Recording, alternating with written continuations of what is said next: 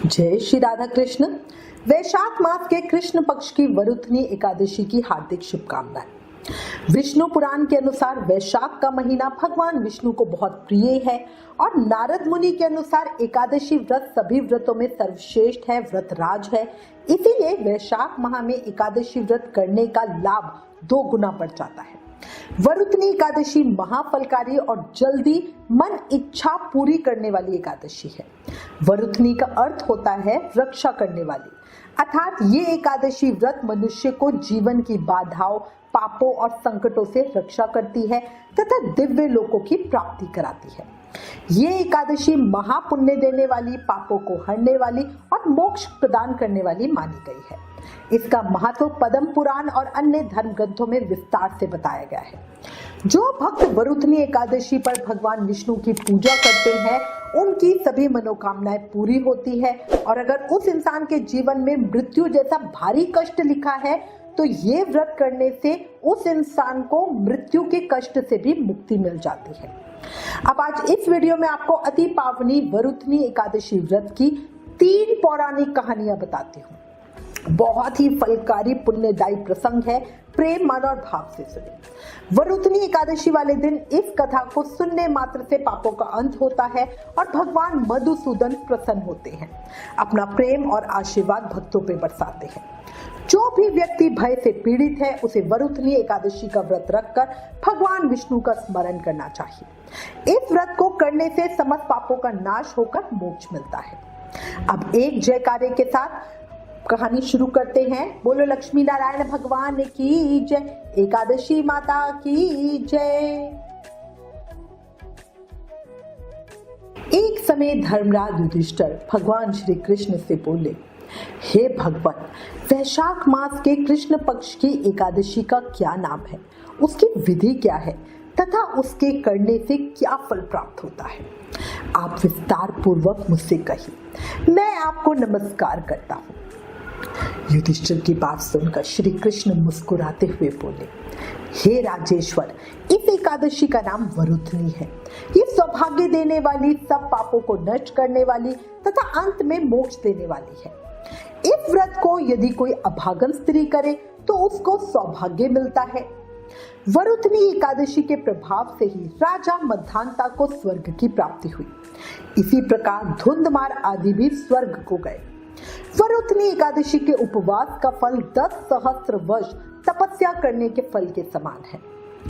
कुरुक्षेत्र में सूर्य ग्रहण के समय जो फल एक बार स्वर्ण दान करने से मिलता है, वही फल वरुथनी एकादशी का उपवास करने मात्र से प्राप्त हो जाता है।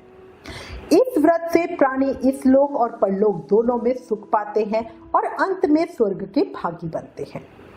शास्त्रों में कहा गया है कि घोड़े के दान से हाथी का दान श्रेष्ठ है और हाथी के दान से भूमि का दान श्रेष्ठ है और इससे भी श्रेष्ठ तिलों का दान है।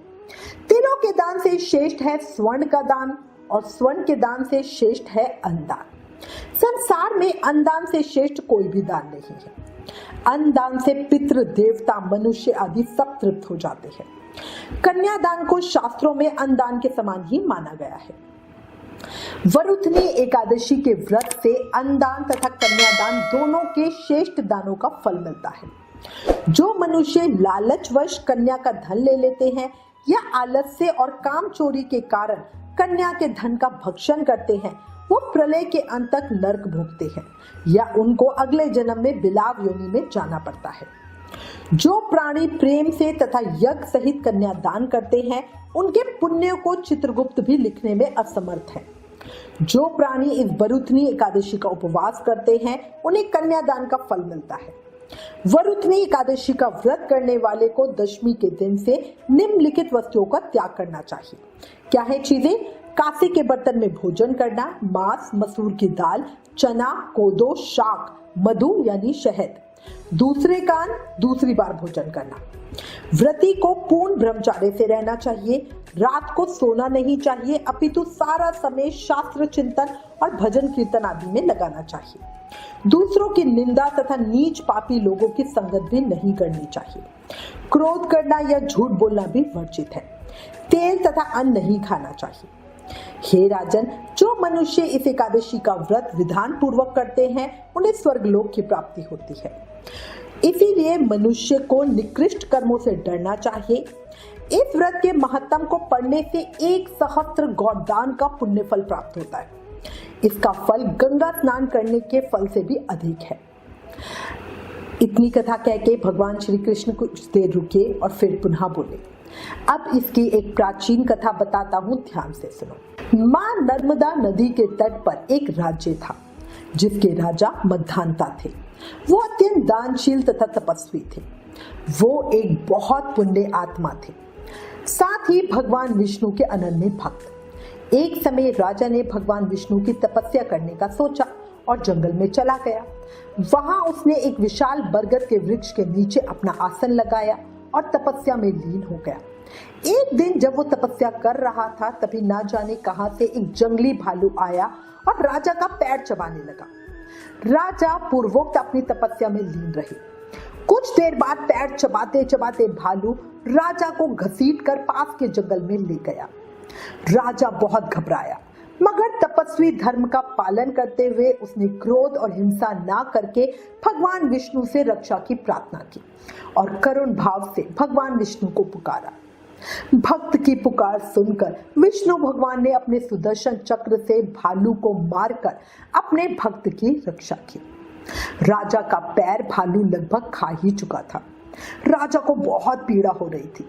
वो बहुत दुखी हो रहा था। उसे दुखी देखकर भगवान विष्णु बोले, हे वत्स, शोक मत कर। तुम मथुरा जाओ और वैशाख मास के कृष्ण पक्ष की वरुथनी एकादशी का व्रत रखकर मेरी वराह अवतार मूर्ति की पूजा करो। उसके प्रभाव से तुम पुनः सुदृढ़ अंगों वाले हो जाओगे। इस भालू ने जो तुम्हारे साथ किया है वो तुम्हारे पिछले जन्मों के पाप कर्मों का ही फल है। इस एकादशी के व्रत पूजा से तुम सभी पापों से मुक्त हो जाओगे। भगवान की आज्ञा मानकर राजा मद्धांता ने मथुरा जाकर श्रद्धा पूर्वक वरुथनी एकादशी का व्रत किया। इस व्रत के प्रभाव से राजा शीघ्र ही पुनः सुंदर और संपूर्ण अंगों वाला हो गया। व्रत के प्रताप से राजा की कीर्ति चारों ओर फैल गई और उसका राज्य समृद्ध राज्य बन गया। इसी एकादशी के प्रभाव से राजा मद्धांता अपने जीवन को भोग कर स्वर्ग को गए। इस तरह जो वरुथनी एकादशी की व्रत पूजा करते हैं उनके सारे कष्ट दूर हो जाते हैं, मनोकामनाएं पूर्ण हो जाती है। इस कथा को पढ़ने सुनने मात्र से ही हमें 1000 गोदान का फल मिलता है। इसका फल गंगा स्नान के फल से भी अधिक है। एकादशी महत्तम समाप्त। एक अन्य पौराणिक कथा के अनुसार जब भगवान शिव ने क्रोधित होकर ब्रह्मा जी का 5वां सर काट दिया तो उन्हें श्राप लग गया था। इस श्राप से मुक्ति के लिए भगवान शिव ने वरुथनी एकादशी का व्रत किया था। वरुथनी एकादशी का व्रत करने से भगवान शिव श्राप और पाप से मुक्त हो गए थे। वरुथनी एकादशी की ऐसी महिमा है जिसका व्रत स्वयं भगवान शिव को भी रखना पड़ा। प्राचीन समय की बात है, निमि नामक एक राजा था जो अत्यंत धर्मात्मा और प्रजा का रक्षक था। एक बार उसने कठोर तपस्या की, लेकिन फिर किसी कारणवश वो पाप कर्मों में लिप्त हो गया। उसके परिणाम स्वरूप वो राजा अगले जन्म में एक हाथी के रूप में जन्मा। उसे अपने पिछले जन्मों के शुभ कर्मों की वजह से पिछले जन्म की बातें याद थी, इसीलिए वो पश्चाताप करता हुआ निरंतर ईश्वर की उपासना करता रहा। एक दिन वो हाथी भगवान विष्णु की भक्ति में लीन था। तभी एक शिकारी ने उसे पकड़ लिया और जंजीरों से बांध दिया। वो दुखी हुआ जमीन पे गिर पड़ा। शिकारी उसे वहीं छोड़कर अन्य साथियों को बुलाने के लिए चला गया। उस दिन वरुथनी एकादशी का दिन था। हाथी जमीन पे पड़ा पड़ा भगवान विष्णु को याद करता रहा, नाम जाप करता रहा। वो रात्रि उसके बड़े कष्ट के साथ बीती। पूरा दिन और रात्रि उसने ना कुछ खाया ना पिया। पूर्ण रात्रि का जागरण हुआ। सुबह हाथी बिल्कुल मरणसन हो गया। हाथी ने भगवान विष्णु से प्रार्थना करते हुए कहा, हे प्रभु, मुझे मेरे कर्मों से मुक्ति दिलाइए। उसी समय भगवान विष्णु उसके समक्ष प्रकट हुए और बोले, हे निमि, तूने अनजाने में ही सही पर वरुथनी एकादशी का व्रत पूर्ण किया है।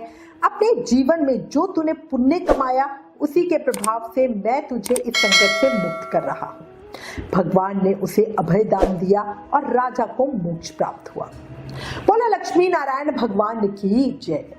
हे श्री हरि विष्णु, हे माँ लक्ष्मी, जैसे आपने राजा निमि को अभय दान दिया, वैसे ही इस कहानी को कहते सुनते हुकारा भरते सब पर कृपा बनाए रखना, सबकी भक्ति कृपा और आशीर्वाद देना। अंत में याद रखो, इस एक दिन व्रत रखने का फल कई वर्षों की तपस्या के समान है। वरुथनी एकादशी का व्रत करने से भगवान विष्णु बहुत प्रसन्न होते हैं और साधक के मन की सभी इच्छाओं को पूरा करते हैं। घर में यश, धन और सुख समृद्धि आती है। अंत समय में मोक्ष की प्राप्ति होती है। इसलिए सभी व्रत जरूर रखें। प्रेम से, मन से, भाव से हर समय, हर पल, हर सांस के साथ जाप करते रहें। हरे कृष्ण कृष्ण कृष्ण हरे हरे, हरे राम राम राम हरे हरे। याद रखो, कलयुग केवल नाम आधारा। सिर्फ नाम जाप से ही कृष्ण भक्ति, प्रेम, मुक्ति, शक्ति सब पाया जा सकता है।